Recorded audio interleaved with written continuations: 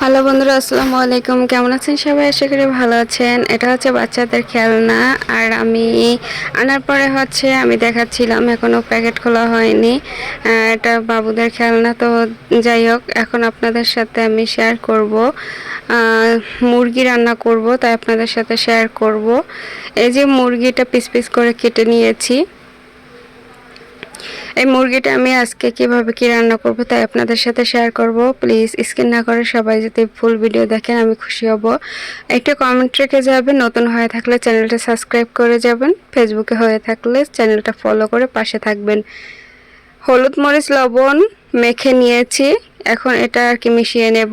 গরমের জ্বালা কিছু ভাল লাগছিল না বন্ধুরা, তাই আমি শর্টকাটে আর কি আপনাদের সাথে শেয়ার করতেছি। এই যে তেলে এক এক করে দিয়ে আর কি ভেজে নেব।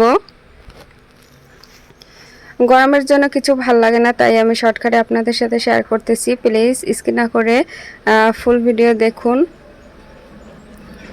এটা ভেজে নেব। আর আমি চিকেন রান্না আরও আমি অনেকবার শেয়ার করেছিলাম বন্ধুরা, তাই আমি শর্টকাটে আর কি এটা দেখালাম। এটা ভেজে নেব, তারপর এটা ভুনা করব। এভাবে চিকেন রান্না করলে কিন্তু খুবই ভালো লাগে, আর আমার কাছে খুবই ভালো লাগে। আর আমি এই মুরগিটা পছন্দ করি। অন্য মুরগি ওটার চেয়ে আমি এটা পছন্দ করি। যার যার কাছে যে স্বাদ, তাই না? সবার রুচি সবার স্বাদ তো আর এক না। এই জন্য আমি গল্প করতে করতে আমি ভেজে নিলাম, উল্টিয়েও নিয়েছি। এখন ভাজা হয়ে গেছে, এখন কিভাবে কি বসাবো তাই আপনাদের সাথে শেয়ার করছি বন্ধুরা। একটুখানি আর কি পেস্ট ছিল কুচানো, ওটা আমি দিয়ে দিলাম। এটা ব্রাউন কালার করে আদা রসুনের পেস্ট আর কি দিয়ে দেব।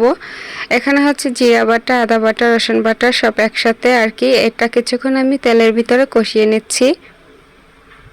কিছুক্ষণ আমি কষিয়ে তারপর একটু পানি অ্যাড করব, নাহলে মশলাটা পুড়ে যাবে, তাই আমি একটু পানি অ্যাড করলাম। এখন কিছুক্ষণ এটাও কষিয়ে নিলাম, লবণ দিলাম, হলুদ মরিচ সব কিছু আর কি দিয়ে এখন আবার এটাও কষিয়ে নেব। এখন এটাও কিছুক্ষণ কষিয়ে নিচ্ছি। এলাচ, লবঙ্গ, দারচিনি দিয়ে দিলাম। যেহেতু মুরগি রান্না করবে এটা তো দিতেই হবে, তাই না? আপনারা তো এটা জানেন। তো এটা দেওয়ার পরে আমি কিছুক্ষণ এভাবে কষিয়ে নিচ্ছি। কষানোর পরে তারপর আমি আলু দিয়ে দিলাম। আলুটাও আমি 5 মিনিটের মতো কষিয়ে নেব মশলার সাথে। কষানোর পরে আমি চিকেনটা দিয়ে দিলাম। এখন এটা কষানোর পরে আমি পানি দিয়ে দিলাম পরিমাণ মতন। এটা যেহেতু ভুনা ভুনা করবে, একদম কোনো ঝোল রাখবো না, এর জন্য আমি অল্প দিয়েছি। আর আমি কিছু শেয়ার করতে পারলাম না বন্ধুরা, আজকে শর্টকাটে আর কি দেখাচ্ছিলাম, এই জন্য ধৈর্য আর হচ্ছিল না। গরমের জ্বালা। তো আজকের মতো বিদায় নিচ্ছি। আল্লাহ হাফেজ, ভালো থাকবেন, নেক্সট টাইমে দেখা হবে।